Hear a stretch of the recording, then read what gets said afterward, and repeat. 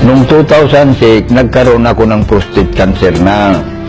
Ngayon, nung paulit-ulit na dinalagyan ako ng catheter na hindi ako makaihi. Inopera ako doon sa FEO noong May 22, 2009. Pabalik-balik ako sa ospital na for check-up tuwing 2 check-up ng 1 linggo.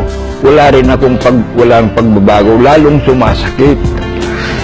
Maraming klase, mahapdi, makirot, masakit pag lumabas yung ihi ko, pag huminto yung ihi ko, masakit, makirot, ganun ho.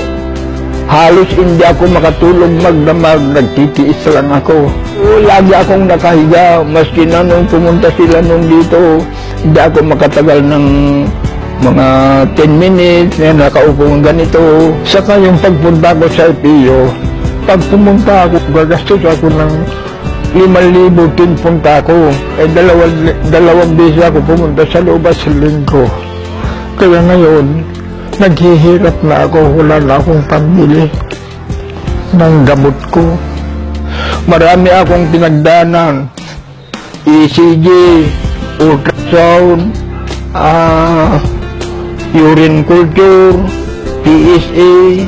Nung kinukulit ako yung pamangkin ko na mag-take daw ako ng gamot na ito, hindi ko pinapansin. Pero nung talagang mahirapan na ako, sinubukan ko na pumayag ako. Ngayon, binigyan ako ng isang box. Katapos, nung naubos ko yung isang box, medyo gumaang yung pakiramdam ko. Kaya inulit ko na naman, nagpabili naman ako ng isa.